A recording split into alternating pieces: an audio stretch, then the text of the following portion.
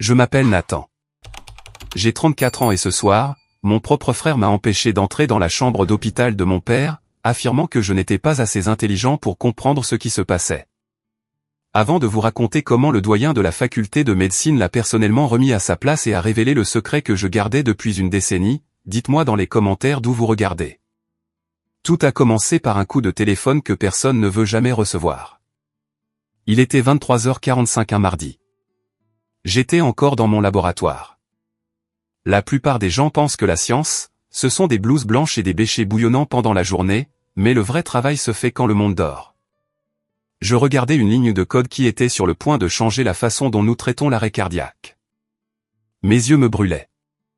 Mon café était froid. Le silence de l'établissement était ma seule compagnie, et j'aimais ça. Puis mon téléphone a vibré contre le bureau métallique. L'écran s'est illuminé avec un nom que je n'avais pas vu apparaître depuis des mois. Maman. Je l'ai fixé une seconde. Ma mère n'appelait pas pour discuter.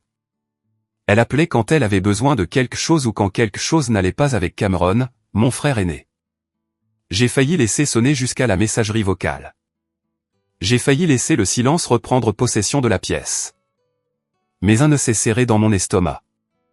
Cet instinct primal qui vous dit que le désastre frappe à la porte.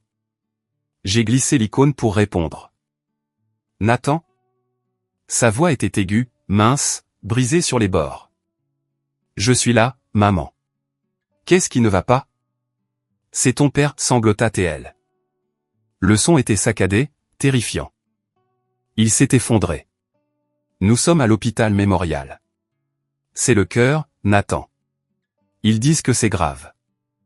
Mon sang se glaça. Mon père et moi n'étions pas proches. Loin de là. Mais il restait mon père. J'arrive, dis-je, attrapant déjà mes clés. Cameron est là. Il est là, dit-elle, sa voix passant instantanément de la panique à une sorte d'étrange révérence. Dieu merci, Cameron est là. Il parle au médecin. Il prend les choses en main. Juste viens, Nathan. Même s'il n'y a rien que tu puisses faire. Même s'il n'y a rien que tu puisses faire. Ça a piqué. C'était une pique subtile. Un rappel de ma place dans la hiérarchie familiale, même au milieu d'une crise. Cameron était le sauveur. J'étais le spectateur. J'y serai dans 20 minutes, dis-je et raccrochai. Je n'ai pas couru vers une berline cabossée ni pris le bus, ce que ma famille supposait que je faisais. Je me suis dirigé vers le garage souterrain privé du siège de Biogen. Sous les lumières fluorescentes crues se trouvait ma voiture. C'était une Porsche 911 Turbo S noir sur noir. Elle ressemblait à une ombre qui avait appris à bouger. J'ai jeté mon sac sur le siège passager et me suis glissé derrière le volant. Le cuir a gémi doucement, un son de luxe que ma famille n'avait jamais associé à moi. J'ai appuyé sur le bouton de démarrage. Le moteur a rugi, un grondement profond et guttural qui a résonné contre les murs de béton. Je ne conduisais pas cette voiture aux réunions de famille. Je ne la conduisais pas au dîner de Noël. Pour eux, j'étais un pigiste qui s'en sortait difficilement, conduisant une Honda Civic de 10 ans que je gardais juste pour les apparences. Mais ce soir, il n'y avait pas de temps pour la mascarade. J'ai quitté le garage en trombe et j'ai foncé sur l'autoroute. Le compteur de vitesse a grimpé. 80, 90, 100. Les lumières de la ville se sont transformées en traînées de néon. Mon esprit n'était pas sur la route. Il était sur les données. Mon père avait des antécédents d'hypertension. S'il s'était effondré, c'était probablement une défaillance valvulaire ou un blocage massif. L'hôpital mémorial était bon, mais ils étaient sous-financés. Je le savais parce que j'avais lu leur rapport financier le mois dernier lorsque mon entreprise envisageait une subvention. Je suis arrivé à l'entrée des urgences 19 minutes plus tard. J'ai garé la Porsche dans l'ombre de la structure de stationnement, 2 niveaux plus haut, loin de l'entrée principale. Je ne pouvais pas risquer que Cameron la voie. Pas maintenant. J'ai pris une profonde inspiration, vérifié mon reflet dans le rétroviseur. T-shirt gris uni, jean usé, chaussures de course, et je suis sorti. Je devais ressembler à Nathan le décrocheur, pas à Nathan le PDG. L'air des urgences sentait l'antiseptique et le vieux café. C'était chaotique. Les infirmières passaient en courant avec des dossiers. Des brancards cahotaient dans les couloirs et le faible bourdonnement des conversations anxieuses remplissait la salle d'attente. Je les ai repérés immédiatement. Ma mère était assise sur une de ces chaises en plastique inconfortable, serrant son sac à main comme un bouclier. Son visage était pâle, ses yeux rouges. Cameron se tenait au-dessus d'elle. Cameron avait l'air de sortir tout droit d'un catalogue de série médicale. Il portait sa blouse blanche. Même s'il ne travaillait pas dans cet hôpital, il était chirurgien plasticien dans une clinique privée de l'autre côté de la ville. Il avait un stéthoscope autour du cou, probablement juste pour le spectacle. Il gesticulait sauvagement devant une infirmière à l'air fatigué. Je me suis approché d'eux. Maman. Elle leva les yeux larmoyants. Oh, Nathan, tu es venu. Comment va-t-il, ai-je demandé, regardant les doubles portes de l'unité de traumatologie. Avant qu'elle ne puisse répondre, Cameron se retourna. Il me toisa de haut en bas, sa lèvre se retroussant dans ce rictus familier. Il est dans un état critique, Nathan. Non pas que tu comprendrais la terminologie. Essaie-moi, dis-je, gardant ma voix égale. Quels sont ses signes vitaux? Est-il stabilisé? Cameron laissa échapper un petit rire sec et aigu. Signes vitaux. Tu regardes trop la télévision. Écoute, assieds-toi avec maman. Tiens-lui compagnie. Je m'occupe des aspects médicaux. Je veux le voir, dis-je, me dirigeant vers les portes. Cameron se plaça devant moi, bloquant mon chemin. Il était plus grand que moi, plus large, bâti comme quelqu'un qui passait plus de temps à la salle de sport qu'à la bibliothèque. Il posa une main sur ma poitrine. Ce n'était pas un geste amical. C'était une poussée prête à se produire. Tu ne peux pas entrer là-dedans, siffla Cameron. C'est un environnement stérile. Il travaille sur lui. T'avoir là, l'air confus et posant des questions stupides, ne fera que distraire les professionnels. Je suis son fils, dis-je, ma voix durcissant. J'ai le droit de savoir ce qui se passe. Tu as le droit de t'asseoir et de te taire, claqua Cameron. Il se tourna vers l'infirmière qui l'avait harcelé. Excusez-moi, infirmière. C'est mon frère. Il n'a aucune formation médicale. C'est un décrocheur. S'il vous plaît, assurez-vous qu'il n'essaie pas d'entrer dans la salle de traumatologie. Je ne veux pas qu'il interfère avec les soins de mon père. L'infirmier, un homme grand aux yeux fatigués dont le badge indiquait Isaiah, infirmier-chef, me regarda. Il regarda mon t-shirt, mon jean, puis la blouse blanche impeccable de Cameron. Monsieur, me dit Isaiah, sa voix polie mais ferme. Je ne peux pas laisser entrer du personnel non autorisé dans le box de traumatologie. C'est la politique de l'hôpital. Je voulais juste vous donner son historique médical, dis-je, essayant de contourner l'ego de Cameron. Il est allergique à la lidocaïne et il prend des bêta-bloquants pour. Cameron me coupa, riant bruyamment. Lidocaïne, bêta-bloquant. Écoutez-le. Il a probablement cherché ça sur Google en venant. Infirmière, ignorez-le. J'ai déjà informé le médecin traitant. Je suis chirurgien. Je sais ce que je fais. J'ai regardé ma mère, la suppliant silencieusement d'intervenir. Maman, tu connais l'allergie. Dis-leur. Maman s'essuya les yeux avec un mouchoir et regarda le sol. Nathan, s'il te plaît, murmura-t-elle. Cameron est médecin. Il sait ce qu'il y a de mieux. Ne fais pas de scène. Ton père est en train de mourir là-dedans.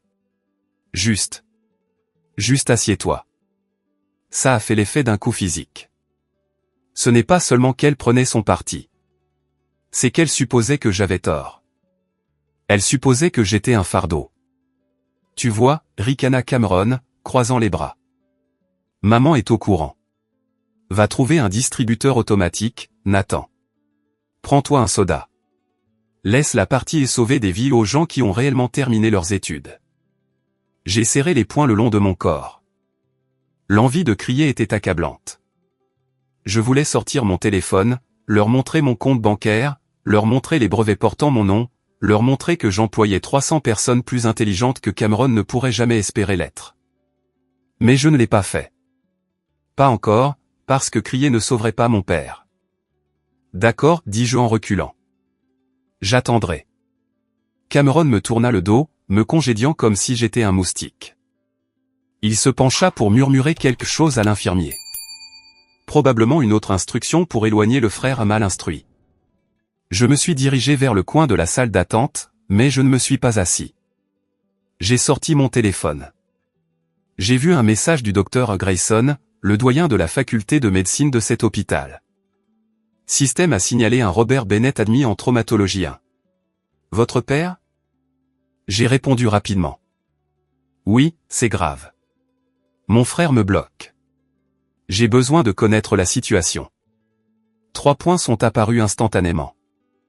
Grayson était en train de taper. Je suis dans le bâtiment, j'arrive. Restez tranquille. Je me suis appuyé contre le mur froid, observant Cameron jouer son rôle de héros endeuillé pour le public de la salle d'attente. Il faisait les 100 pas, se frottant les tempes, l'air désemparé chaque fois qu'une infirmière passait. C'était une performance. Je le savais. Il ne se souciait pas de papa. Il se souciait d'être celui qui était aux commandes. Les portes de l'unité de traumatologie s'ouvrirent en grand.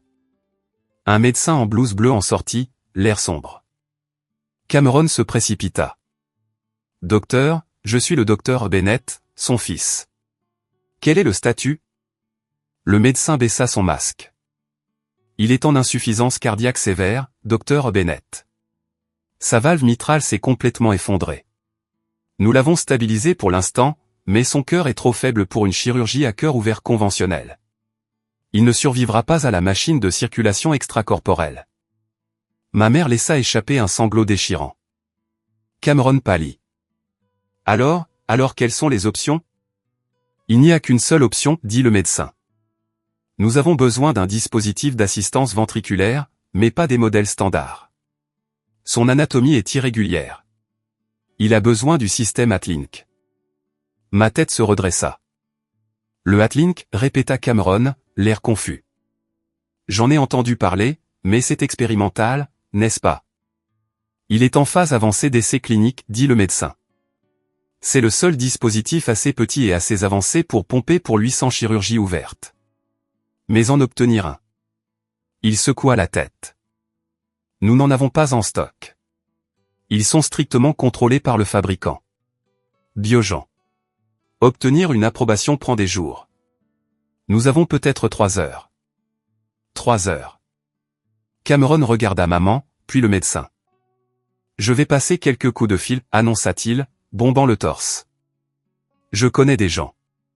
J'ai des contacts au conseil médical. Je vais obtenir cet appareil. Il sortit son téléphone et commença à composer, s'éloignant vers un coin plus calme pour paraître important. Je me tenais là, à le regarder. Je savais exactement qui il appelait. Il appelait ses amis golfeurs.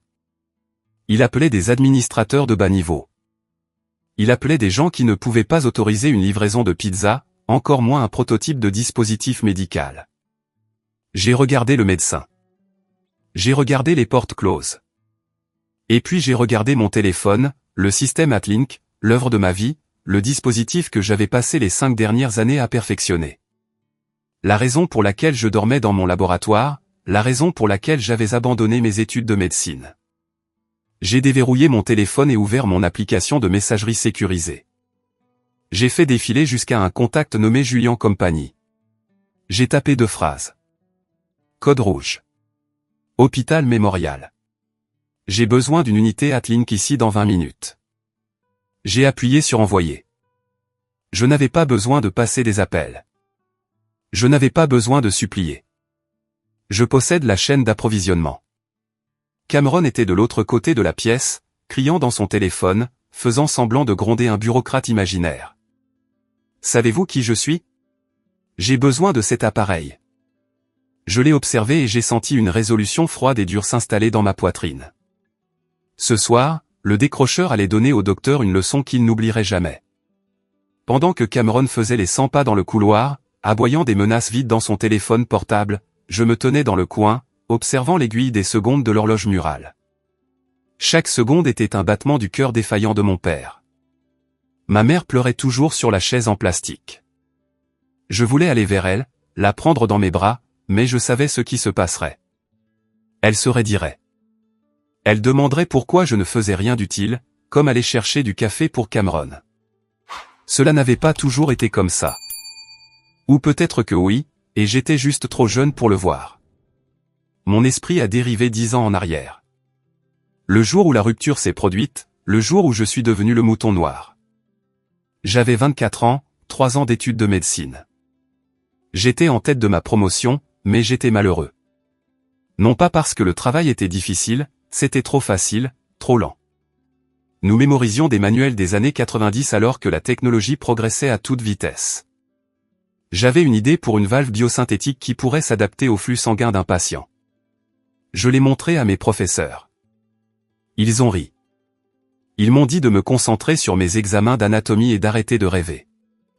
Alors, j'ai fait un choix. J'ai choisi l'avenir plutôt que la tradition. J'ai choisi le risque. Je me suis souvenu du salon de la maison de mes parents. L'odeur de la cire de citron et de la déception.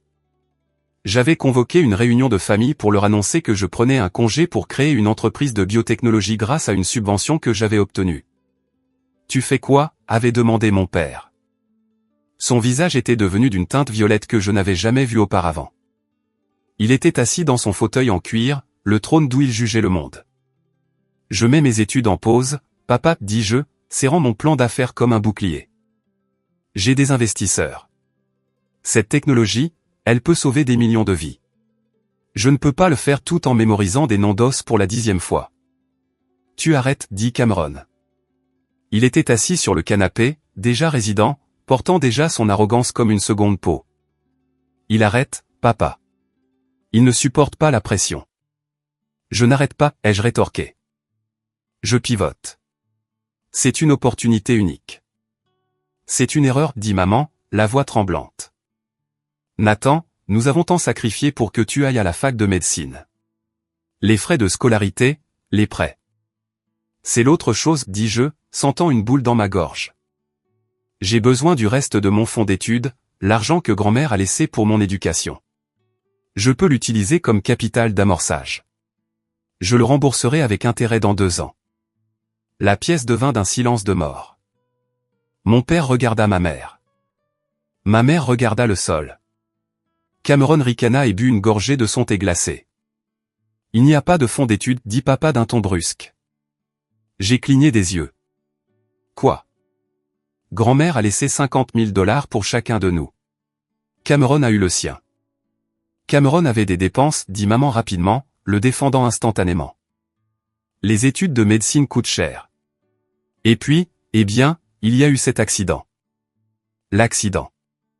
La nuit où Cameron avait détruit sa voiture en conduisant en état d'ivresse après une soirée étudiante. Il avait heurté une voiture garée. Personne n'avait été blessé, mais les frais de justice et le règlement pour que cela ne figure pas à son casier judiciaire avaient été astronomiques. Vous avez utilisé l'argent de mes études pour payer le DUI de Cameron, ai-je murmuré. La trahison me transperça comme un couteau. Nous devions protéger son avenir, cria papa, frappant la coudoir de sa main. Il était sur le point de commencer son internat. Un casier judiciaire l'aurait ruiné. Toi. Tu ne faisais que commencer. Nous pensions que tu pouvais contracter des prêts. Nous pensions que tu comprendrais. Je comprends, dis-je, ma voix tremblante. Je comprends que sa réputation compte plus que mon avenir. Ne sois pas dramatique, ricana Cameron. Si ta petite invention est si bonne, tu n'as pas besoin de cet argent. Mais nous savons tous les deux que c'est une chimère. Tu es juste paresseux, Nathan. Tu cherches toujours la solution de facilité. Sors d'ici, dit papa. Il se leva et montra la porte. Si tu arrêtes tes études, tu n'es plus mon fils. Je ne veux pas de lâche dans cette maison. Ne reviens pas avant d'avoir un diplôme ou un travail. Je suis parti cette nuit-là avec un sac de sport et un cœur brisé. J'ai dormi dans ma voiture pendant 3 semaines. J'ai mangé des nouilles instantanées et travaillé dans un garage qui sentait le moisi. J'ai construit le premier prototype du Hatlink avec des pièces récupérées sur de vieux équipements médicaux et du code que j'ai écrit sur un ordinateur portable tenu par du ruban adhésif. Pendant 10 ans, ils ont cru que j'échouais. J'assistais aux réunions de famille, généralement Noël et Thanksgiving, parce que j'étais assez stupide pour désirer leur approbation. Ils me mettaient à la table des enfants, littéralement jusqu'à mes 28 ans. Puis ils m'ont déplacé à la table pliante dans le couloir. J'écoutais Cameron se vanter de son salaire, de ses vacances dans les Hamptons, de sa nouvelle Mercedes. J'écoutais papa louer Cameron pour être le rock de la famille. J'écoutais maman me demander si je tripotais toujours mes ordinateurs et si j'avais besoin de 20 $ pour de l'essence. Je n'ai jamais pris leur argent. Et je ne leur ai jamais dit la vérité. Pourquoi? Parce que j'ai réalisé quelque chose très tôt. Si je leur disais que j'étais milliardaire, et oui, Biogen m'a rendu milliardaire à l'âge de 30 ans, ils ne m'aimeraient pas. Ils aimeraient mon argent. Ils aimeraient ce que je pouvais acheter pour Cameron. Je voulais qu'ils me respectent. Le gars en t-shirt, le gars qui travaillait dur, mais ils ne l'ont jamais fait. De retour dans la salle d'attente de l'hôpital, le souvenir s'est estompé, laissant un goût amer dans ma bouche. Cameron revint vers nous, fourrant son téléphone dans sa poche. Il avait l'air frustré, en sueur. Son masque de confiance se fissurait. Alors, demanda maman, levant les yeux avec espoir. Tu les as joints. Cameron soupira dramatiquement. J'ai parlé au chef de la chirurgie de Saint-Judès. Il a passé quelques coups de fil, mais Biogen. Ils sont impossibles. C'est un circuit fermé. Ils ont dit que le processus d'approbation pour le Hatlink nécessite un vote du conseil. C'est de la bureaucratie, maman. C'est de la paperasse qui tue papa. Il mentait. Je savais pertinemment que le chef de la chirurgie de Saint-Judès était en voyage de golf en Floride en ce moment. Cameron a probablement juste appelé sa messagerie vocale. Alors, il n'y a plus d'espoir? Maman recommença à pleurer. Je fais tout ce que je peux, dit Cameron, s'agenouillant à côté d'elle et lui prenant la main. Je vais essayer le bureau du sénateur ensuite, mais nous devons nous préparer au pire. Je ne pouvais plus le regarder. Tu n'as pas appelé le chef de la chirurgie, dis-je. Cameron leva brusquement la tête. Excusez-moi, le docteur Henderson est à Boca Raton cette semaine, dis-je calmement. J'ai vu sa publication Instagram ce matin. Alors, qui as-tu réellement appelé, Cameron? Cameron se leva, le visage rouge de colère. Tu espionnes mes collègues maintenant, petit pervers? J'ai appelé son adjoint. Non pas que tu ferais la différence. Et tu n'as pas appelé Biogen, continuai-je, m'approchant? Parce que si tu avais appelé la ligne d'urgence de Biogen, tu saurais qu'il n'exige pas de vote du conseil pour une utilisation compassionnelle d'urgence. Il nécessite une autorisation plus simple. Oh, écoutez-le. Cameron leva les mains au ciel, regardant maman. Le décrocheur me fait la leçon sur les protocoles médicaux. Nathan, tais-toi. Sérieusement, tu te ridiculises et tu bouleverses maman. Il a raison, Nathan, sanglota maman. Arrête d'attaquer ton frère. Il essaie de sauver ton père. Qu'est-ce que tu fais? Tu restes là, les mains dans les poches. Je fais plus que tu ne le penses, marmonnai-je. Mon téléphone vibra. Un message de Julien. 8 minutes. Nous avons une escorte policière. Le convoi arrive. J'ai vérifié l'heure. Mon père n'avait plus beaucoup de temps. Je vais chercher de l'eau, dis-je en me détournant. Je devais être près de l'entrée quand Julien arriverait. Je devais intercepter l'équipe avant que Cameron n'essaie de s'attribuer le mérite d'un miracle qu'il n'avait pas accompli. Oui, va-y, ricana Cameron derrière mon dos. Va chercher un soda. Peut-être vérifie s'ils embauchent des concierges pendant que tu y es. Tu pourrais enfin apporter quelque chose à la famille. J'ai descendu le couloir, le son de son rire me suivant.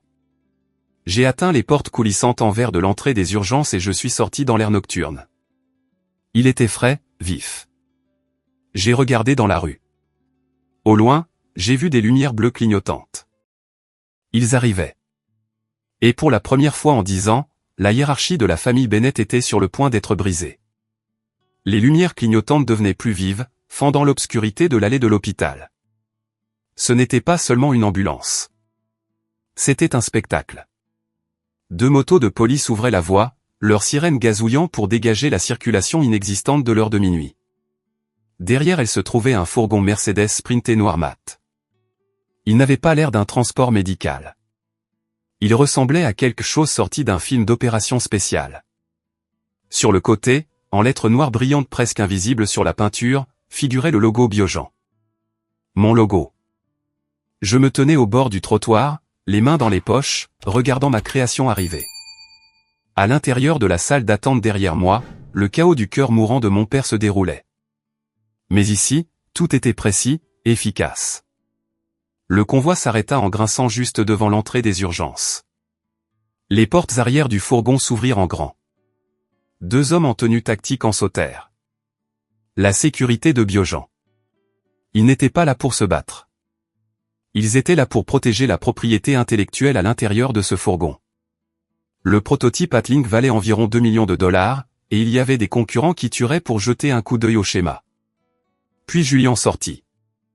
Julian était mon directeur des opérations. Il avait 50 ans, impeccablement vêtu d'un costume italien sur mesure, même à minuit, avec des cheveux argentés et la prestance d'un homme d'État. Il tenait une mallette argentée menottée à son poignet. Il balaya l'entrée du regard, ses yeux se fixant sur moi. Je lui fis un subtil hochement de tête, un mouvement microscopique qui lui disait « Je suis là, mais continue ton chemin ». Julian hocha la tête en retour et se tourna vers les gardes de sécurité de l'hôpital qui accouraient. L'air confus et alarmé. « Livraison médicale Biogen » annonça Julian, sa voix portant clairement. « Autorisation prioritaire 1 pour le patient Robert Bennett. Dégagez le passage. » Je me suis retourné et suis rentré aux urgences, calant ma réentrée sur le début de l'agitation. Quand je suis revenu dans la salle d'attente, l'atmosphère était passée de la tristesse à la confusion. Tout le monde regardait vers l'entrée. « Que se passe-t-il » demanda maman, essuyant ses yeux. Cameron se tenait près de la fenêtre, regardant à travers les stores. « Escorte policière » marmonna-t-il. « Fourgon noir. On dirait le gouvernement ou quelque chose comme ça. » Puis les doubles portes s'ouvrirent. Julian entra, flanqué des 2 gardes de sécurité et suivi d'une équipe de techniciens Biogen poussant un chariot spécialisé. L'énergie dans la pièce changea instantanément. Les infirmières fatiguées se redressèrent. Les internes endormis clignèrent des yeux, les yeux grands ouverts. C'était le pouvoir qui entrait par la porte. Cameron vit le remue-ménage et ses yeux s'écarquillèrent. Il vit l'équipement. Il vit l'urgence et son ego connecta immédiatement les points dans le désordre. « C'est ça », murmura Cameron, un sourire se répandant sur son visage. Il se tourna vers maman. « C'est l'appareil.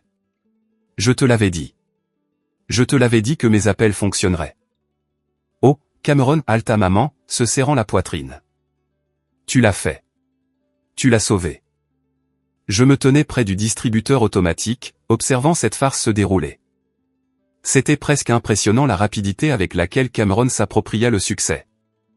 Il ne savait même pas à quoi ressemblait le fourgon 10 secondes auparavant. Et maintenant, il était l'architecte de son arrivée. Cameron ajusta sa blouse blanche, lissa ses cheveux et s'avança vers Julian comme un général conquérant. « Par ici » cria Cameron, agitant la main. « Je suis le docteur Bennett. C'est moi qui ai coordonné cela. » Julian s'arrêta. Il regarda Cameron avec un mélange de confusion polie et de dédain professionnel. Les gardes de sécurité ne s'y hirent même pas. « Docteur Bennett » demanda Julian, sa voix froide. « Oui, Robert Bennett est mon père » dit Cameron, tendant la main. « Je suppose que vous venez du fournisseur. Bon timing. J'étais justement au téléphone avec le bureau du sénateur pour faire avancer ça. Je suis content que vous ayez enfin eu le feu vert. » Julian ne lui serra pas la main. Il regarda au-delà de Cameron, balayant à nouveau la pièce. Il me cherchait. Je suis resté dans l'ombre. Pas encore, Julian. Laisse-le creuser le trou plus profondément. Nous sommes ici avec l'unité Atling, dit Julian, s'adressant généralement à la pièce, mais gardant ses yeux en mouvement. Mais nous ne sommes pas ici à cause d'un sénateur. Nous sommes ici parce que le président a autorisé un déploiement en code rouge. Le président ? Cameron rit nerveusement. D'accord. D'accord. Eh bien, peu importe qui a signé le papier, je ne manquerai pas d'envoyer une note de remerciement. Maintenant, donnez-moi l'appareil. Je dois le remettre à l'équipe de traumatologie. Cameron tendit la main vers la mallette argentée menottée au poignet de Julian. L'un des gardes de sécurité s'avança, bloquant Cameron avec un mur de muscles. « Ouah » dit Cameron, reculant, les mains levées. « Du calme, Rambo. Je suis médecin. Cet appareil est une technologie propriétaire, dit Julien d'une voix calme. Il nécessite une activation biométrique par le détenteur autorisé. Il ne peut être remis à du personnel non autorisé. Je suis non autorisé. Cameron balbutia. Je suis le fils du patient. Je suis chirurgien. Êtes-vous certifié Biogen pour la cybernétique, demanda Julien. Eh bien, non, mais... Alors vous n'êtes pas autorisé, déclara Julien. Il se tourna vers l'infirmier-chef, Isaiah, qui était sorti de derrière le comptoir. Infirmier, emmenez-nous au patient. Nous devons préparer l'interface immédiatement. Par ici, dit Isaiah, l'air stupéfait. Alors qu'il se dirigeait vers les portes du service de traumatologie, Cameron s'empressa de suivre. Ressemblant à un chiot qui avait été frappé mais qui essayait toujours de suivre son maître. Attendez. Je viens aussi, cria Cameron. Maman, reste ici. Je vais m'assurer qu'il l'installe correctement. Je les ai vus disparaître à travers les portes battantes. Ma mère rayonnait, des larmes de joie coulant sur son visage. As-tu vu ça, Nathan, me demanda-t-elle, la voix pleine de fierté. Regarde ton frère. Il a commandé toute cette pièce. Même ces agents du gouvernement ont dû l'écouter. Ce ne sont pas des agents du gouvernement, maman, dis-je, fatigué. C'est de la sécurité d'entreprise. Peu importe ce qu'ils sont, Cameron les a fait venir, claqua-t-elle. Tu devrais le remercier. Il vient de sauver la vie de ton père pendant que toi, tu étais quoi? En train d'acheter une barre de Snickers? Elle désigna le distributeur automatique à côté duquel je me tenais. J'ai ressenti un éclair de colère si intense qu'il m'a presque aveuglé. Je n'ai rien acheté, dis-je. J'attendais. Attendre quoi? Une aumône? Elle secoua la tête. Tu sais, Nathan, des moments comme ça révèlent vraiment le caractère. Ton frère est un homme d'action. Toi. Tu n'es qu'un spectateur dans ta propre vie. Un spectateur. Les mots résonnaient dans ma tête. Je pensais aux nuits passées à coder jusqu'à ce que mes doigts se crampent.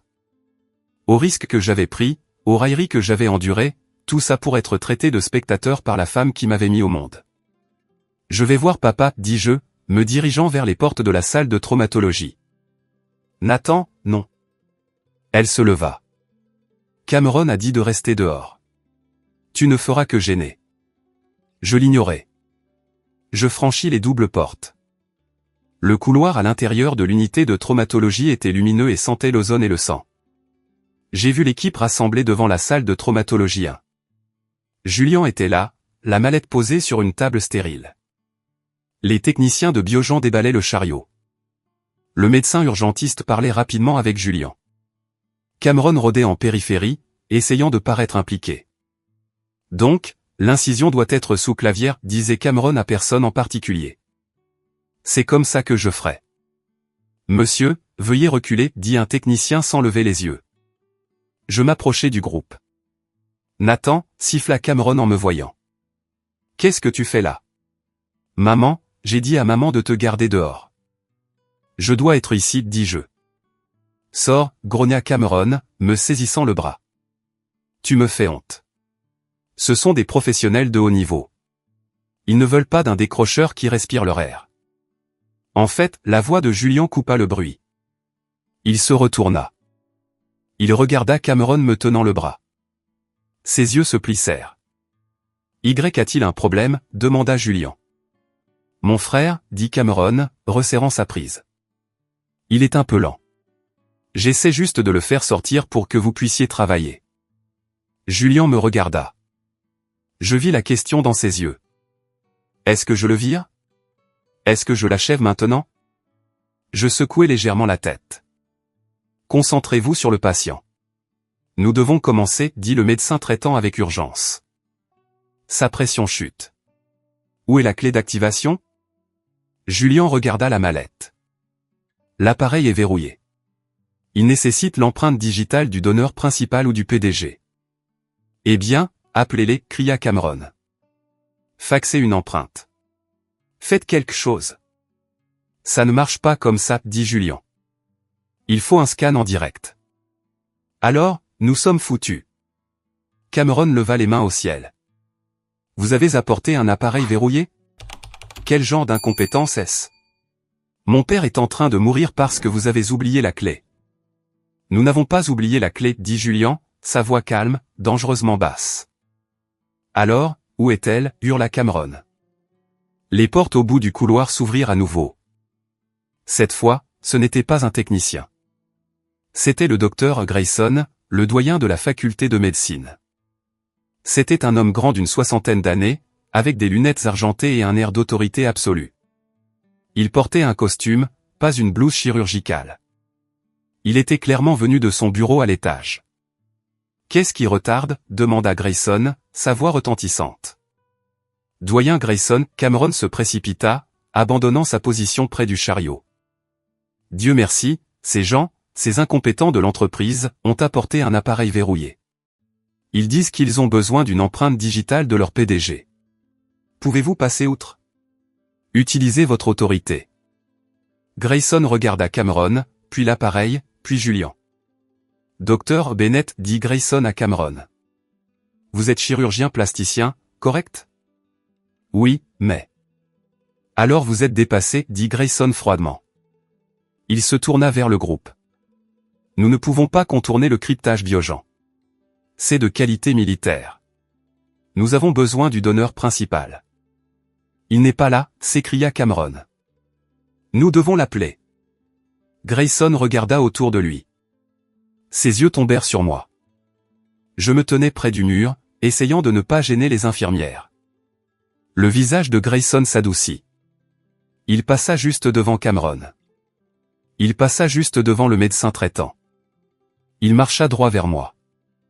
Nathan, dit Grayson chaleureusement, tendant la main. J'ai reçu ton message. Merci d'être venu si rapidement. Cameron se figea. Le médecin traitant se figea. Doyen Grayson, dis-je en lui serrant la main. Cela fait longtemps. Trop longtemps, dit Grayson. Je suis désolé, c'est dans ces circonstances. Cameron rit. Un son aigu, hystérique. Attendez, attendez. Vous le connaissez, doyen Grayson? C'est mon frère. Il n'est personne. C'est le mal instruit. Grayson se tourna lentement pour faire face à Cameron. Le regard sur son visage aurait pu geler de la lave. Mal instruit, répéta Grayson. Jeune homme, Nathan était l'étudiant le plus brillant que j'ai jamais eu le privilège d'enseigner avant qu'il ne parte pour poursuivre de plus grandes choses. Enseigner? Cameron cligna des yeux. Mais il a abandonné. Il n'a pas abandonné parce qu'il n'y arrivait pas, dit Grayson. Il a abandonné parce qu'il nous a dépassés. Grayson se retourna vers la pièce. Nous ne pouvons pas commencer la chirurgie sans le donneur principal. Et c'est lui. Il pointa un doigt directement vers moi. Nathan, murmura Cameron. Donneur? Julian s'avança, déverrouillant la menotte de son poignet. Il plaça la mallette sur la table devant moi. Monsieur le Président, dit Julian, assez fort pour que tout le monde entende. L'appareil est prêt pour votre autorisation. Je m'avançai. Les infirmières s'écartèrent comme la mer Rouge.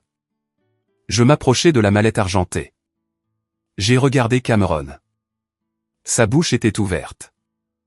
Ses yeux allaient de moi à la mallette à Julian.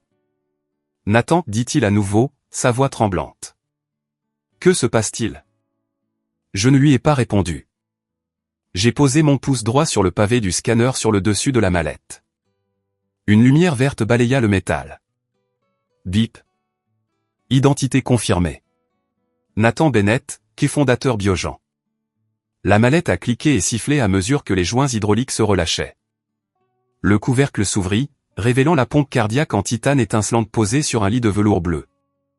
Préparez-le, dis-je au médecin traitant.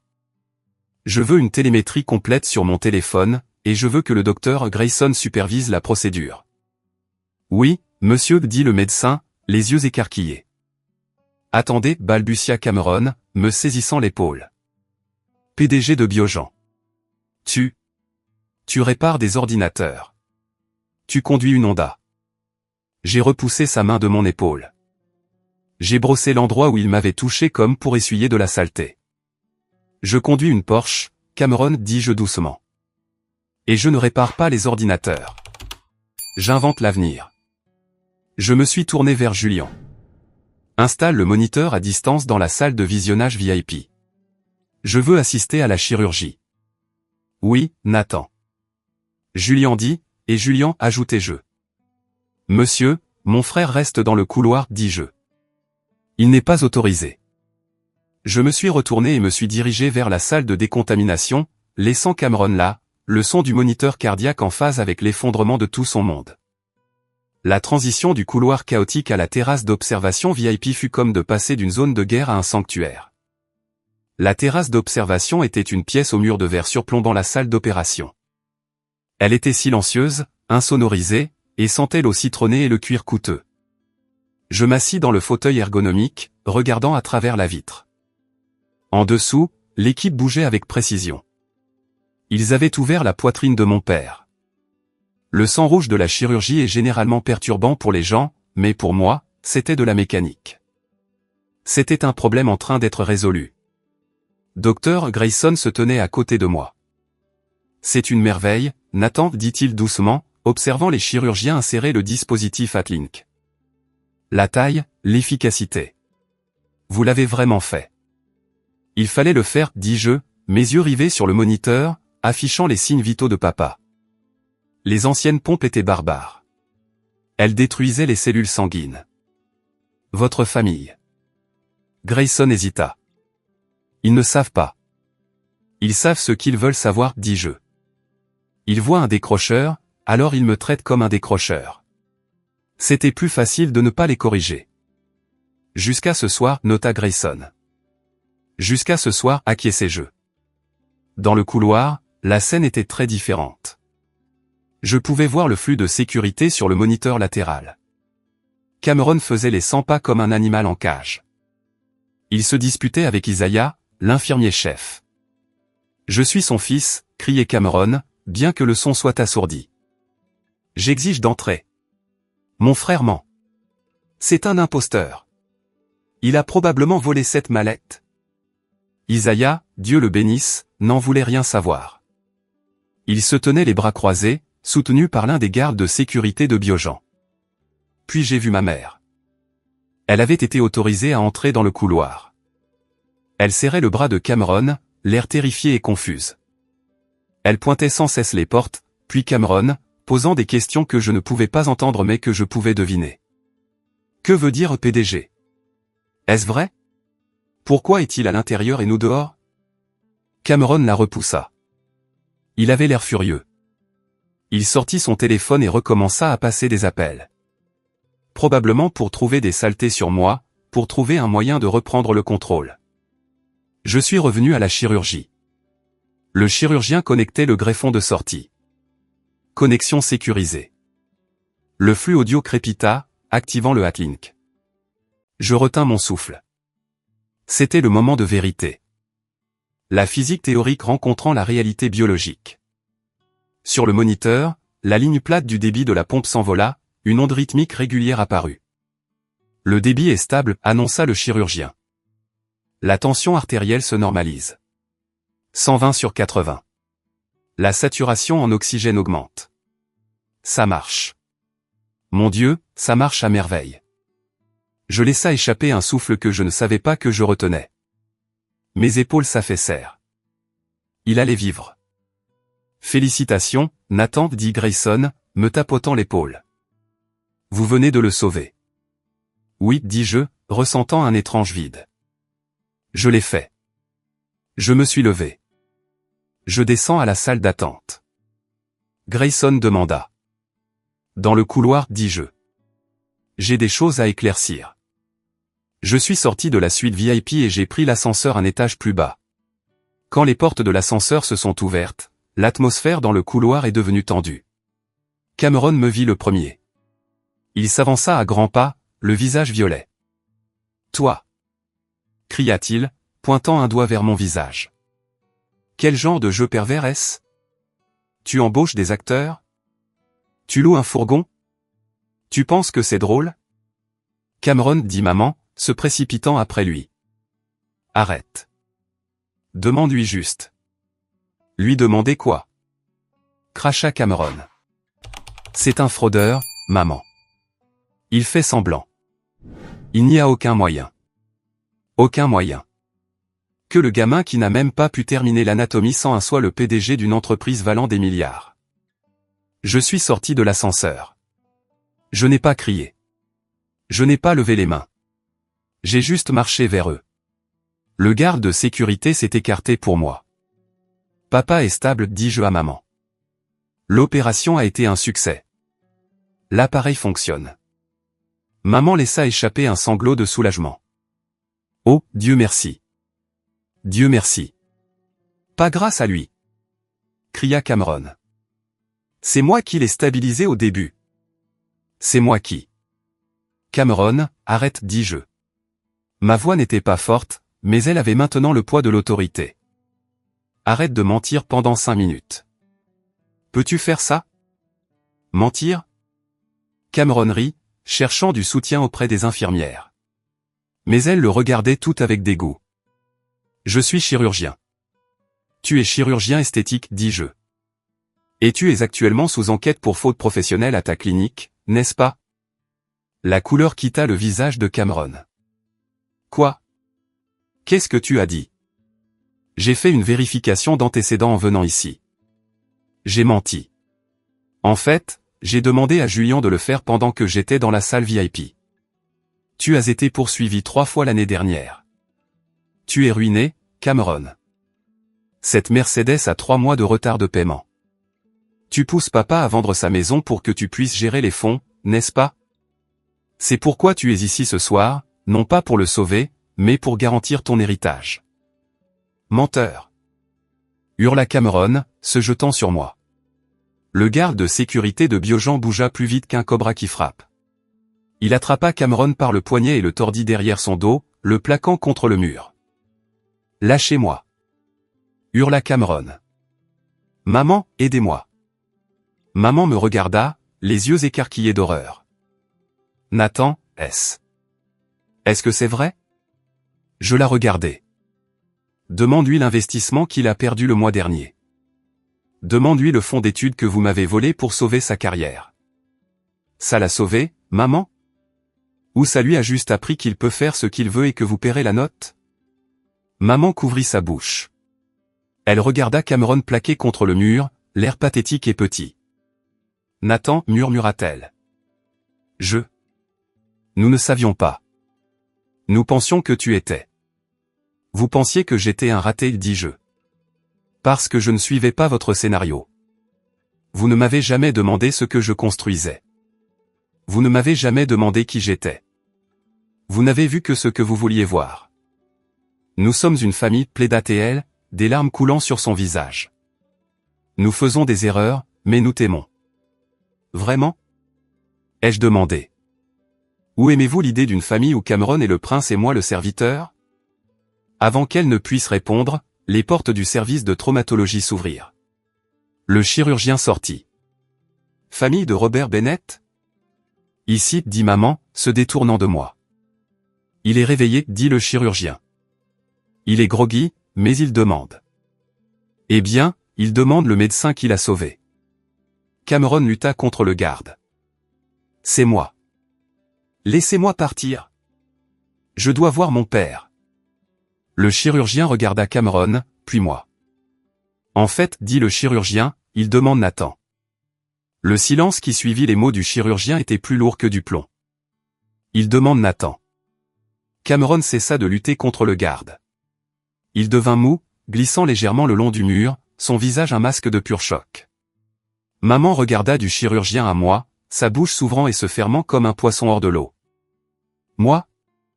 Ai-je demandé, ma voix légèrement brisée. Je ne m'y étais pas attendu. Je m'attendais à ce que papa se réveille et demande Cameron. C'était le scénario. C'était toujours le scénario. Oui, monsieur, dit le chirurgien avec respect. Il nous a entendu parler pendant la préparation. Nous? Eh bien, le docteur Grayson a peut-être mentionné qui était le donneur avant que l'anesthésie ne fasse pleinement effet. J'ai pris une grande inspiration. D'accord, je vais y aller. Je viens aussi. Dit maman, s'avançant. C'est mon mari. Je regardai le chirurgien.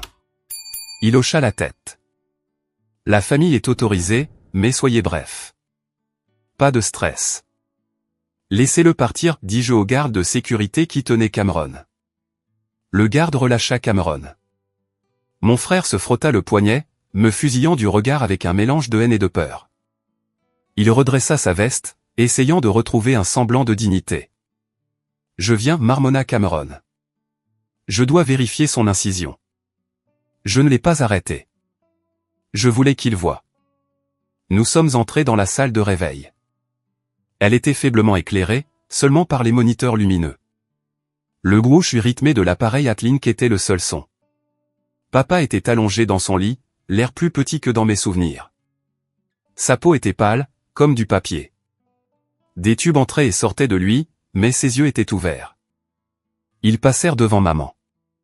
Ils passèrent devant Cameron. Ils se posèrent sur moi. Nathan, murmura-t-il. Sa voix était faible, dépouillée de son autorité habituelle. Je m'approchai du lit. Je suis là, papa. Ils m'ont dit, murmura-t-il. Une machine? Ta machine? Oui, dis-je. C'est une pompe à lévitation magnétique. Elle bat pour toi en ce moment. Papa ferma les yeux une seconde, puis les rouvrit. Il regarda Cameron, qui planait au pied du lit.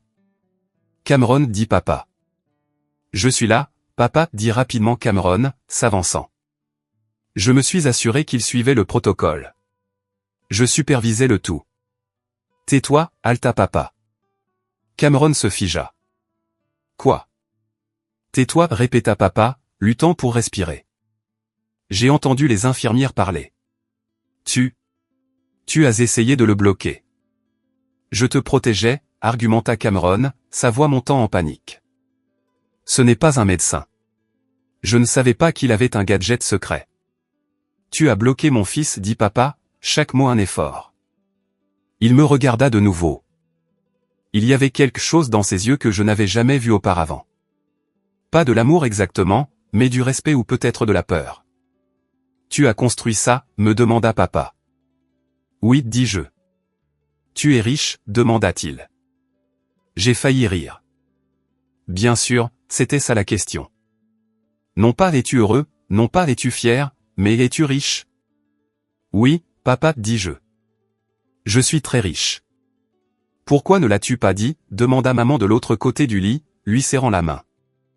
Pourquoi nous as-tu laissé te traiter comme ça? Je ne vous ai rien laissé faire, dis-je froidement. Vous avez choisi de me traiter comme ça. Vous avez choisi de croire qu'un diplôme était la seule mesure de la valeur. Vous avez choisi de voler mon fonds d'études. Vous avez choisi de me faire asseoir à la table des enfants. Nous faisions ce que nous pensions être le mieux, s'écria maman. Nous voulions te motiver. Non, dis-je. Vous vouliez me cacher parce que je ne rentrais pas dans le tableau. Papa essaya de s'asseoir, grimaçant de douleur. Nathan, l'argent, les frais médicaux. Cela doit coûter une fortune. Oui, dis-je. La chirurgie et l'appareil coûtent environ 300 000 $. Cameron haleta. Maman devint pâle. Mais ne vous inquiétez pas, dis-je. J'ai payé. Le soulagement inonda leur visage. Je l'ai vu. La tension quitta les épaules de papa. Maman lui serra la main. Il pensait que tout était redevenu normal. Le chèque était signé. Le problème était résolu. Merci, mon fils, dit papa, respirant plus facilement. Tu es un bon garçon. Nous avons beaucoup à discuter. Des affaires. Cameron a des difficultés avec la clinique. Peut-être que tu pourrais investir. Aider ton frère. Garder ça en famille. Je l'ai regardé. Je n'arrivais pas à y croire. Il avait failli mourir il y a 10 minutes. Je venais de lui sauver la vie. Et son premier instinct était de m'utiliser pour soutenir Cameron à nouveau. C'était une maladie. Et j'étais le remède, mais pas de la manière qu'il pensait. Non, dis-je. Le mot resta suspendu dans l'air. Quoi, demanda papa, confus. J'ai dit non et répétai-je fermement. J'ai payé pour la chirurgie, papa. C'était mon acte de charité. C'était moi qui vous remboursais le toit que vous m'avez donné quand j'étais enfant. Nous sommes quittes. Quitte, demanda maman, sa voix tremblante. Nathan, nous sommes une famille. Tu ne peux pas juste. Je peux, dis-je. Je n'investis pas dans la clinique de Cameron. En fait, si j'étais toi, Cameron, je commencerais à chercher un bon avocat. Parce qu'une fois que le conseil médical verra le rapport que le docteur Grayson va déposer sur ta conduite ce soir, tentant d'interférer avec une procédure vitale, tu n'auras plus de licence pour pratiquer nulle part. Les genoux de Cameron fléchirent. Il s'agrippa à la barre du lit pour se soutenir. Tu ne ferais pas ça. Je n'ai pas à le faire, dis-je. Grayson le fait parce qu'il se soucie de la médecine, quelque chose que tu n'as jamais fait. J'ai regardé papa. J'ai sauvé ta vie, papa. Mais je ne vais pas sauver ton style de vie, et je ne vais pas sauver le sien. Je pointai Cameron du doigt. Nathan, s'il te plaît, supplia maman, tendant la main vers la mienne. Ne sois pas cruel. Nous pouvons recommencer. Nous pouvons dîner dimanche. Juste nous. Nous te mettrons une place.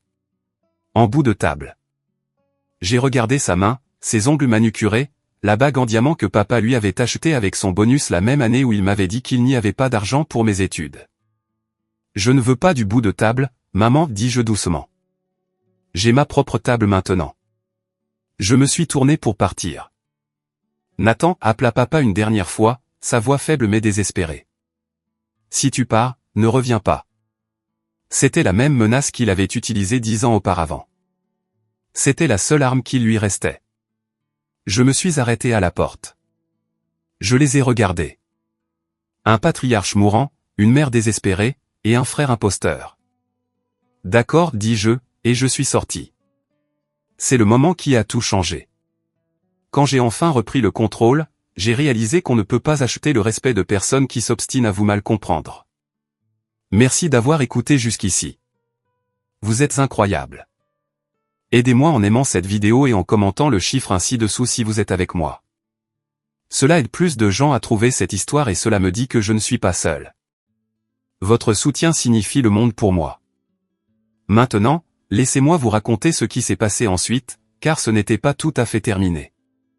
Sortir de cette salle de réveil a été comme enlever un sac à dos rempli de briques que j'avais porté pendant une décennie.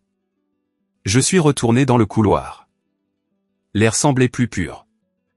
Julien m'attendait à la station des infirmières. Il avait rangé la mallette argentée. Il me regarda, scrutant mon visage à la recherche de signes de regret.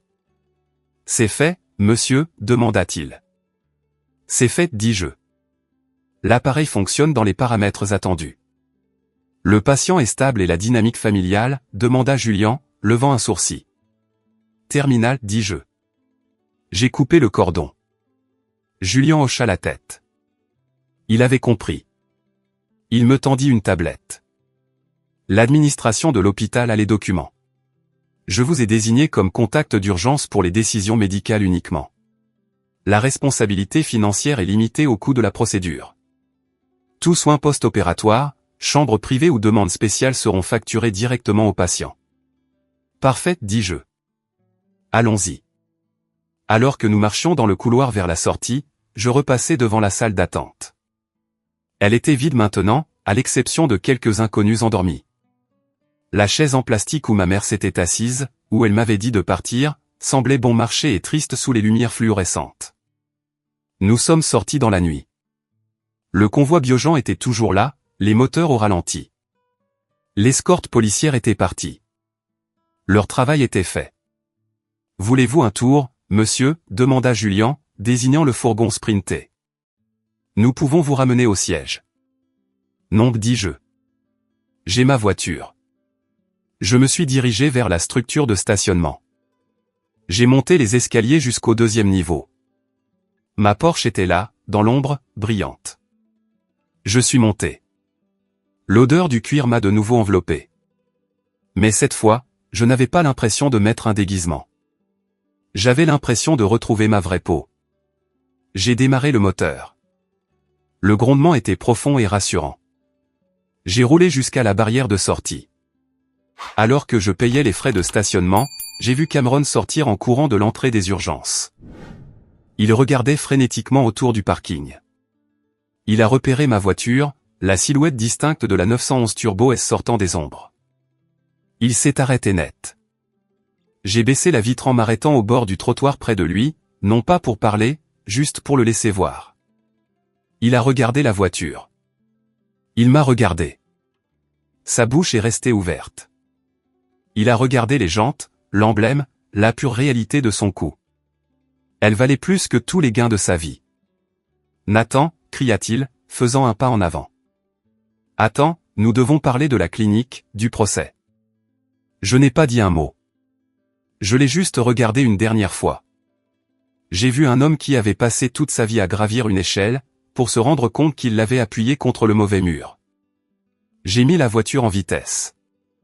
J'ai appuyé sur l'accélérateur. La Porsche a bondi en avant, de 0 à 100 km/h en 2,6 secondes. Je l'ai laissé là, debout dans un nuage d'échappement et de regret. Je n'ai pas regardé dans le rétroviseur. Je suis retourné au laboratoire. Il était 3 heures du matin maintenant. La ville dormait, mais je me sentais grandement éveillé. Je suis retourné à mon bureau. Mon café était définitivement froid maintenant. J'ai pris la tasse et l'ai versée dans l'évier. Je me suis assis à mon bureau. La ligne de code était toujours là sur l'écran. Clignotante, le curseur m'attendait. L'avenir, ai-je commencé à taper. J'avais sauvé le cœur de mon père. Mais plus important encore, j'avais sauvé le mien. 3 jours. C'est le temps que j'ai attendu avant de revenir. Je ne suis pas revenu parce qu'il me manquait. Je ne suis pas revenu parce que je voulais un câlin. Je suis revenu parce que je suis un homme d'affaires. Et en affaires, on boucle toujours la boucle. On finalise toujours le contrat, même si l'autre partie a manqué à toutes les obligations morales qu'elle vous devait. Pendant ces 3 jours, mon téléphone avait été une source constante de bruit. 17 appels manqués de maman, 5 de papa, 0 de Cameron. Les messages vocaux étaient une magistrale leçon de gaslighting.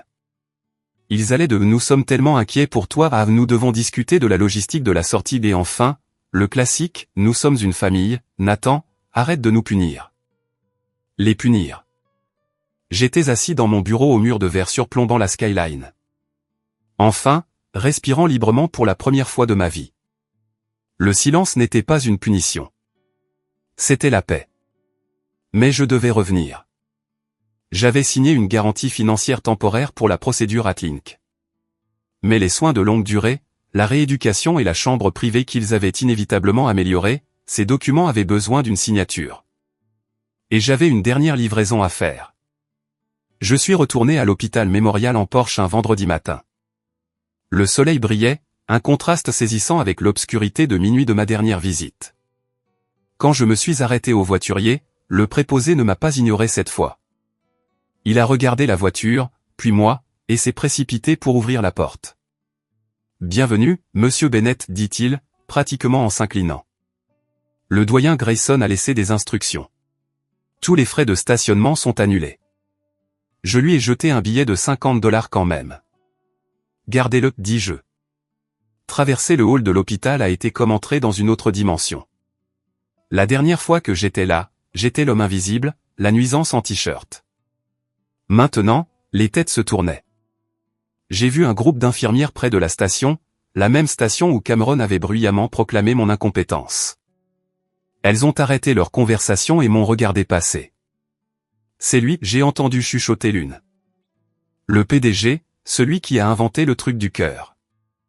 Je ne me suis pas arrêté. J'ai marché directement vers les ascenseurs et j'ai appuyé sur le bouton pour l'unité de soins intensifs cardiaques. Quand j'ai atteint la chambre de papa, la porte était ouverte. J'ai pu entendre des voix à l'intérieur. Des voix joyeuses. Le genre de bonheur performatif que les gens affichent quand ils pensent que tout est redevenu normal. Et puis nous convertirons la tanière en suite de récupération pour vous, Robert, disait maman. Cameron dit que vous avez besoin d'une exposition sud pour une meilleure guérison. Je peux superviser les infirmières à domicile. La voix de Cameron s'est fait entendre. Elle manquait de son arrogance habituelle. Sonnant plus mince, plus désespérée, mais il essayait toujours de diriger le navire. Je m'assurais qu'il suive les protocoles. Je me suis arrêté dans l'embrasure de la porte. La conversation est morte instantanément. Papa était assis dans son lit, l'air nettement mieux. La couleur était revenue à ses joues. Il mangeait de la gelée d'hôpital comme si c'était un steak. Maman s'occupait de ses oreillers.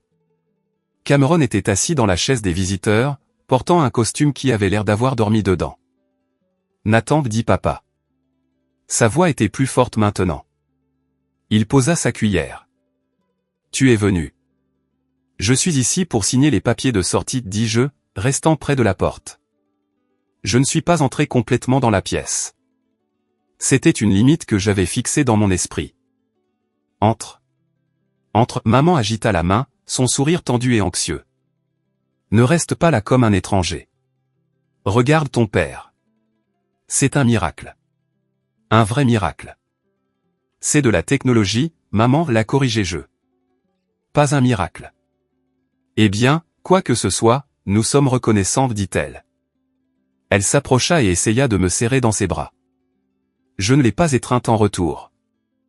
Je suis resté raide comme une planche jusqu'à ce qu'elle recule, l'air blessé. Nathan, dit papa, s'éclaircissant la gorge. Assieds-toi. Nous devons parler de tout. Je suis resté debout. Je n'ai pas beaucoup de temps, papa. J'ai une réunion du conseil à 14 heures. C'est plus important qu'une réunion du conseil, dit papa, son ancien ton autoritaire essayant de refaire surface, mais échouant. C'est ta famille. Nous avons beaucoup réfléchi, ta mère et moi. Vraiment? Ai-je demandé. Oui, papa hocha la tête. Nous réalisons que nous avons peut-être sous-estimé ta carrière. Nous ne comprenions pas ce que tu faisais avec ces ordinateurs, mais maintenant que nous savons. Eh bien, nous voulons en faire partie. Nous sommes fiers de toi, mon fils. Fiers. Le mot avait le goût de la cendre. Ils étaient fiers du résultat. Ils étaient fiers du statut. Ils n'étaient pas fiers des 10 années de lutte qu'il avait fallu pour en arriver là. Et papa continua en regardant Cameron. Nous pensons qu'il est temps d'enterrer la hache de guerre. Ton frère, il est dans une situation difficile, Nathan. Cameron baissa les yeux vers ses chaussures. Il avait l'air abattu, mais je savais mieux. Un serpent ne cesse pas d'être un serpent simplement parce qu'il mue. Quel genre de situation difficile? Ai-je demandé, jouant le jeu. La clinique, marmonna Cameron. Le procès que tu as mentionné. Celui que tu as trouvé lors de ta vérification d'antécédents. C'est compliqué. Il gèle mes avoirs.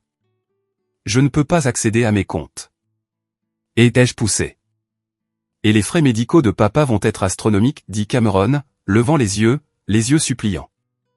La rééducation seule coûte 10 000 par mois. Les médicaments, les scanners de suivi. Maman et papa, ils n'ont pas ce genre de liquidité. Leur retraite est liée à la maison. Donc, vous demandez de l'argent? Ai-je déclaré platement. Nous demandons de l'aide, interjeta maman doucement. Tu as tellement, Nathan.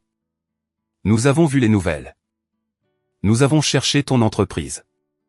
Tu vaux des millions. Nous avons juste besoin d'un prêt relais pour traverser cette période. Un prêt? Répétez-je. Comme le fonds d'études. Était-ce un prêt? Papa tressaillit. C'est du passé, Nathan. Pourquoi continues-tu à ramener de vieilles querelles? Nous parlons de survie en ce moment. Je suis content que tu aies soulevé la question de la survie, dis-je. Je tendis la main dans ma sacoche en cuir parce que j'ai apporté quelque chose pour vous. Ce n'est pas un chèque, mais ça vous aidera à survivre. J'ai sorti une épaisse enveloppe Kraft. Ce n'étaient pas les papiers de sortie. Je l'ai jetée sur le lit, directement sur les genoux de papa. Elle a atterri avec un bruit sourd. Qu'est-ce que c'est? Demanda papa, la ramassant d'une main tremblante. Ouvre-la, dis-je. Papa ouvrit le fermoir et sortit la pile de documents. Il ajusta ses lunettes. Maman se pencha par-dessus son épaule. Cameron regardait depuis sa chaise. Un regard d'horreur croissante sur son visage. C'est un relevé bancaire, papa plissa les yeux. De la clinique de Cameron. Continue de lire, dis-je. Papa tourna la page, puis une autre. Son visage devint gris. Je ne comprends pas, murmura papa. Virement vers des holdings offshore. Retrait pour des jeux d'argent en ligne. 200 000 $. Ce n'est pas son argent, papa, expliquai-je, ma voix calme et clinique. C'est de l'argent du budget de fonctionnement de la clinique. Mais regarde la page suivante. C'est celle qui compte vraiment. Papa tourna la page. Il haleta. C'est le compte de retraite de ta mère, dit papa, regardant Cameron. Pourquoi ton nom figure-t-il sur un bordereau de retrait de 50 000 $? La pièce devint d'un silence de mort. Le seul son était le bourdonnement de la climatisation dans la ventilation. Cameron se leva, sa chaise raclant bruyamment le sol. C'est une erreur. C'était un investissement. Je gérais leur portefeuille. Tu as falsifié sa signature, Cameron, dis-je. J'ai demandé à mes experts comptables de l'examiner hier. Tu as siphonné leurs économies liquides il y a 3 mois. C'est pourquoi tu étais si désespéré que je paie pour la chirurgie. Tu savais que le chèque rebondirait si maman essayait de l'écrire. Maman couvrit sa bouche, les yeux écarquillés d'horreur. Elle regarda son garçon chéri. Cameron, dis-moi que ce n'est pas vrai. Cet argent, c'était pour nos soins de longue durée. Cameron recula contre le mur. J'allais le remettre. J'avais un coup sûr. Un investissement crypto. Il a juste craché. J'allais le doubler pour vous. Tu l'as joué. Rugit papa. Sa voix était faible. Mais la colère était réelle. Il jeta les papiers sur Cameron. Les papiers volèrent partout, flottant comme des feuilles mortes. Tu nous as volés. Après tout ce que nous t'avons donné. Je n'ai pas volé. Cria Cameron, des larmes coulant sur son visage. J'ai emprunté parce que je devais maintenir les apparences. Vous attendiez de moi que je sois le riche docteur. Vous attendiez la Mercedes. Vous attendiez les dîners coûteux. D'où pensiez-vous que l'argent venait? La clinique est en faillite. Elle l'est depuis 2 ans. Donc, tu as volé tes parents, dis-je. Et puis tu as essayé de m'empêcher de sauver la vie de papa parce que tu avais peur que je regarde les finances. Cameron s'effondra sur le sol, enfouissant sa tête dans ses mains. Il sanglotait maintenant, des sanglots rauques. Maman s'assit sur le bord du lit, fixant le mur. Son monde s'écroulait. Le récit qu'elle avait construit pendant 30 ans. Cameron le sauveur, Nathan l'échec, venait d'être inversé. Papa me regarda. Il avait l'air vieux, vaincu. Nathan, murmura-t-il. Je ne savais pas. Je sais que non, dis-je. Parce que tu n'as jamais regardé. Tu n'as jamais vérifié ses comptes parce que tu aimais l'histoire qu'il te racontait. Et tu n'as jamais vérifié mes comptes parce que tu détestais l'histoire que tu pensais que je racontais. Je me suis dirigé vers la table et j'ai sorti les vrais papiers de sortie et la facture de la procédure Atlink. Voici la réalité, dis-je. J'ai posé la facture sur la table de chevet. Le coût total de la chirurgie, de l'appareil et du séjour en unité de soins intensifs est de 342 000 $. Maman laissa échapper un petit gémissement. Je l'ai payé intégralement, dis-je. Papa leva les yeux, les larmes aux yeux. Nathan, tu. Après qu'il nous ait volés. Tu as quand même payé? Je l'ai payé parce que je suis ton fils, dis-je. Et parce que, contrairement à Cameron, je peux me permettre de réparer les erreurs. J'ai sorti un autre document. Ceci est un contrat de soins infirmiers à domicile, dis-je. J'ai engagé un service de premier ordre. Ils viendront à la maison 12 heures par jour pendant les 6 prochains mois pour vous aider à récupérer. C'est déjà payé. Merci, murmura maman. Oh, Nathan, merci. Cependant, dis-je, élevant légèrement la voix pour couper sa gratitude. Il y a des conditions. Je pointai Cameron, qui était toujours recroquevillé sur le sol. Condition numéro 1, Cameron ne gère rien. Il ne touche pas à vos finances. Il ne touche pas à vos décisions médicales. Il ne ramasse même pas vos ordonnances. Si je découvre qu'il a accès à un seul centime de votre argent, j'annule le service d'infirmière immédiatement. Papa hocha vigoureusement la tête. C'est fait. Il est fini. Condition numéro 2, continuez-je. Je ne suis pas votre banque. J'ai payé pour cette crise. Je ne paierai pas pour la prochaine. Vous devez vendre la maison, réduire vos dépenses et vivre avec la sécurité sociale qu'il vous reste. Ne m'appelez pas pour des prêts. Nous comprenons, dit papa humblement. Et condition numéro 3, dis-je, prenant une grande inspiration. C'était la plus difficile. Je retourne à ma vie. Je ne viendrai pas au dîner de Noël. Je ne viendrai pas à Thanksgiving. Je prendrai des nouvelles auprès des infirmières pour m'assurer que vous êtes en vie. Mais mon implication personnelle se termine aujourd'hui. Quoi? Maman se leva. Nathan, non, tu ne peux pas faire ça. Nous venons. Nous venons de te retrouver. Vous ne m'avez pas retrouvé, maman, dis-je, la regardant droit dans les yeux. Vous avez retrouvé mon portefeuille. Vous avez retrouvé mon statut. Si j'étais venu ici aujourd'hui en tant qu'ouvrier du bâtiment sans le sou qui voulait juste rendre visite à son père, m'auriez-vous supplié de venir à Noël? Ou m'auriez-vous dit de m'écarter pour Cameron? Elle ouvrit la bouche pour parler, mais aucun mot ne sortit. Elle connaissait la réponse. Nous tous. C'est ce que je pensais, dis-je. Je me tournai vers Cameron. Il me regardait, les yeux rouges et gonflés. Et toi? Dis-je. J'ai parlé au doyen Grayson. Il va déposer un rapport auprès du conseil médical, mais il ne portera pas plainte pour entrave dans les urgences. Il le fait comme une faveur pour moi. Cameron renifla. Merci. Ne me remercie pas, dis-je froidement. Je l'ai fait parce que papa a besoin de quelqu'un pour lui apporter de l'eau et changer ses draps quand les infirmières ne sont pas là. C'est ton travail maintenant, Cameron. Tu voulais être le fils dévoué. Sois-le. Tu vas vivre avec eux. Tu vas t'occuper d'eux. Et tu vas essayer de rembourser chaque centime que tu as volé. C'est ton internat maintenant. J'ai ajusté ma veste. Je me sentais plus léger. L'air dans la pièce semblait lourd, suffocant, mais il ne pesait plus sur ma poitrine. Au revoir, papa. Au revoir, maman, dis-je. Je me dirigeai vers la porte. Nathan appela papa une dernière fois. Je t'aime. Je m'arrêtai. J'agrippai le cadre de la porte. Je voulais y croire. Peut-être, à sa manière brisée, il le pensait. Mais l'amour sans respect n'est que du contrôle. Et j'en avais fini d'être contrôlé. Je sais, papa, dis-je sans me retourner. Tu aimes juste ta version de moi, et elle n'existe plus. Je suis sorti dans le couloir.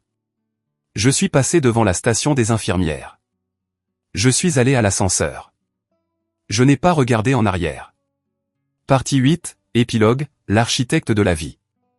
Nombre de mots estimé, 2400 mots. Un an plus tard, l'auditorium était bondé. 3000 personnes étaient assises dans l'obscurité, leurs visages éclairés par la douce lueur bleue des projecteurs de la scène. Je me tenais au centre de la scène, vêtu d'un t-shirt noir et d'un jean, mon uniforme. Derrière moi, un écran massif affichait le logo Biogen. Je n'étais pas là pour lancer un produit. Je n'étais pas là pour annoncer une fusion. J'étais là pour prononcer le discours d'ouverture du sommet mondial de l'innovation médicale. L'échec, dis-je dans le microphone. Ma voix résonna dans la salle. On nous apprend à le craindre. On nous apprend qu'une ligne droite est le chemin le plus court vers le succès. Lycée, université, diplôme, carrière. Si vous sortez de cette ligne, vous êtes perdu. Vous êtes un décrocheur. Vous êtes une erreur. Je m'arrêtai, regardant la mer de visage. Étudiant, médecin, investisseur. J'étais une erreur, continuai-je. Pendant 10 ans, les personnes qui étaient censées croire le plus en moi me considéraient comme un exemple à ne pas suivre. Mais voici la vérité. La ligne droite est un mensonge. L'innovation ne se produit pas sur la ligne droite. Elle se produit dans les marges. Elle se produit dans les détours. Elle se produit quand vous êtes seul dans un garage à 3 heures du matin parce que vous croyez en quelque chose que personne d'autre ne peut voir. J'ai cliqué sur le pointeur dans ma main. L'écran a changé. Il montrait une photo de l'appareil Atlink. Cet appareil a sauvé 5000 vies l'année dernière, dis-je. Il a été construit par un décrocheur. Il a été construit par une déception. Des applaudissements ont parcouru la pièce, se transformant en un rugissement. J'ai attendu qu'il se calme. Aujourd'hui, j'annonce la bourse Bennett 10 jeux. L'écran a changé à nouveau, montrant le nouveau programme de bourse, mais ce n'est pas pour les étudiants avec un GPA de 4,0. Ce n'est pas pour les majors de promotion. Cette bourse est pour les perturbateurs, ceux qui demandent pourquoi pas au lieu de comment, ceux qui ne rentrent pas dans le moule. Nous investissons 50 millions de dollars pour trouver la prochaine génération d'échecs et leur donner les outils pour changer le monde. La foule est devenue folle. Alors que je quittais la scène, Julien m'attendait dans les coulisses. Il me tendit une bouteille d'eau. Bon discours, patron, dit-il. Twitter est déjà en tendance. #TheBennettWay. Merci, Julien, dis-je, prenant une gorgée. Des nouvelles de l'autre affaire? Julien hocha la tête. Il sortit une tablette de son sac. Le rapport mensuel de l'enquêteur privé. Vous aviez demandé à le voir. J'hésitais. Une partie de moi voulait dire non. Une partie de moi voulait laisser cette porte fermée pour toujours. Mais la curiosité est le vice d'un scientifique. J'ai pris la tablette. Il y avait une photo prise à distance avec un téléobjectif. Elle montrait une petite maison de plein pied délabrée en banlieue. La pelouse était envahie. Sur le porche, un vieil homme était assis dans un fauteuil roulant, regardant fixement la rue. C'était papa. Il avait l'air frêle, beaucoup plus vieux que son âge. À côté de lui se tenait un homme en polo taché, fumant une cigarette. Il avait l'air épuisé.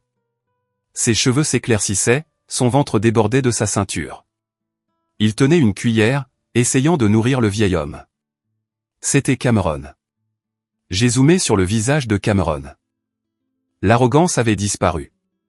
L'ego du docteur avait disparu. À sa place se trouvait une profonde et creuse résignation. Il ressemblait à un homme purgeant une peine à perpétuité. Il a perdu sa licence définitivement, raconta Julien doucement. L'examen du conseil médical a été brutal. Il travaille à temps partiel comme représentant commercial en équipement médical, poste de débutant, mais il passe la plupart de son temps à s'occuper de vos parents. Votre mère? Elle montre des signes de démence précoce. Il s'occupe de ça aussi. Et la maison? Ai-je demandé. Ils ont vendu la grande maison pour rembourser les dettes que Cameron a accumulées, dit Julien. Ils sont solvables, à peine. Le service d'infirmière que vous avez payé s'occupe du gros du travail, mais Cameron fait les nuits. Il est. Eh bien, il est exactement là où vous lui aviez dit qu'il serait. J'ai regardé la photo pendant longtemps.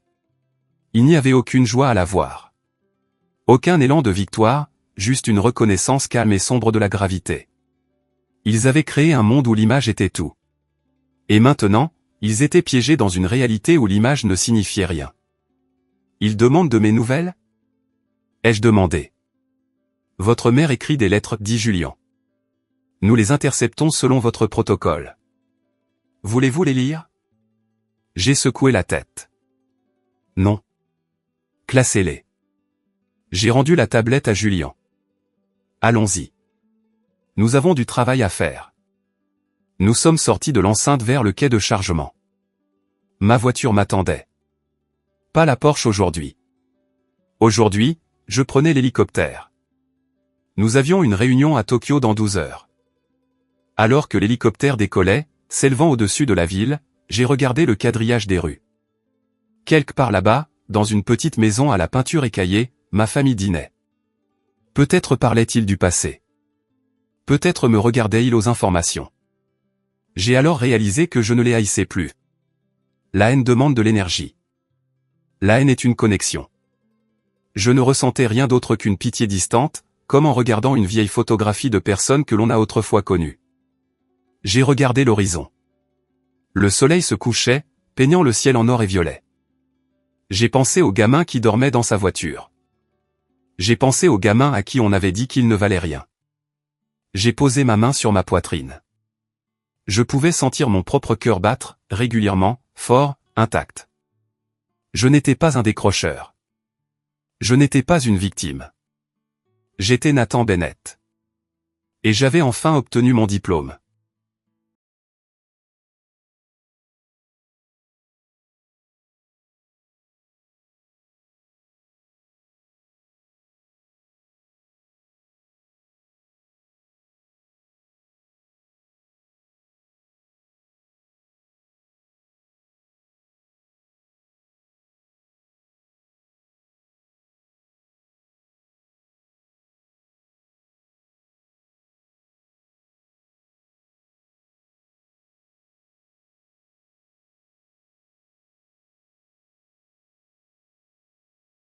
I'm not bald. You're bald.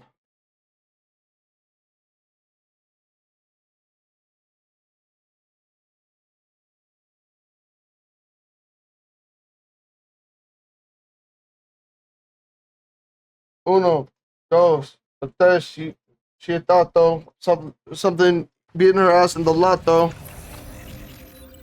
Something on some nachos. Okay, look at this shit. Look at this shit. I did this shit last night. I don't know if you guys can actually see though. Fuck.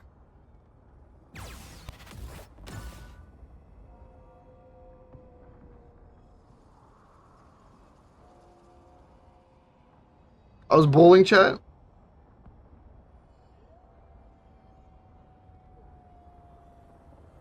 Boom, strike. I recorded everything too. Best bowl ever. I love that picture. That picture is hilarious. That looks like some FNAF kind of picture.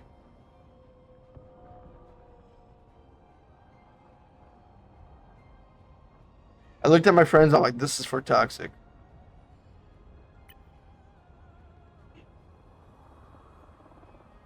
And then like I told Toxic, I'm like, oh yeah, this shot was for you. And she's like, I don't hear you say it.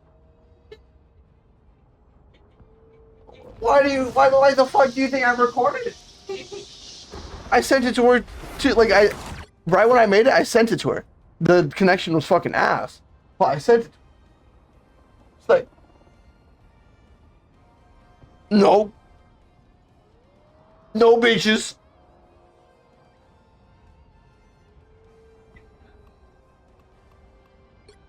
She's gonna beat my ass later. And I'm gonna like it.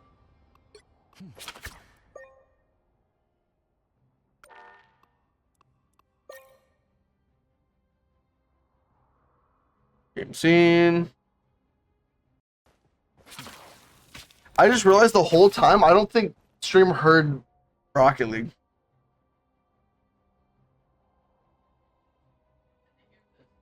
They're about to.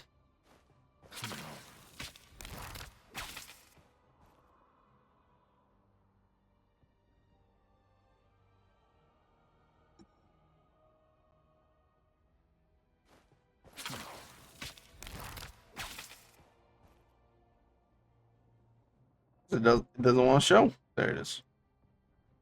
That works.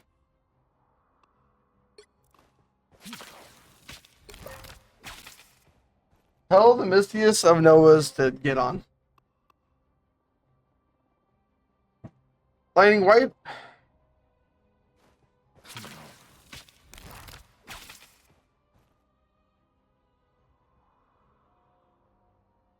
Lightning, why'd you build a penis with your Wordle?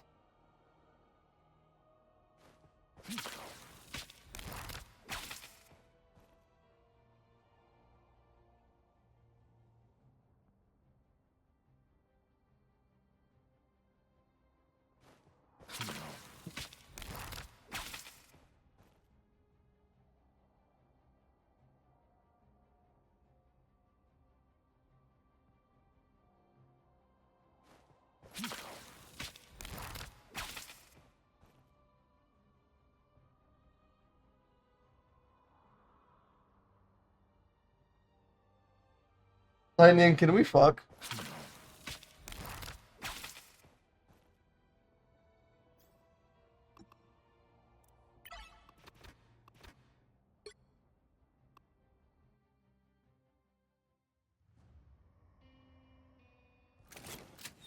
Everything to know.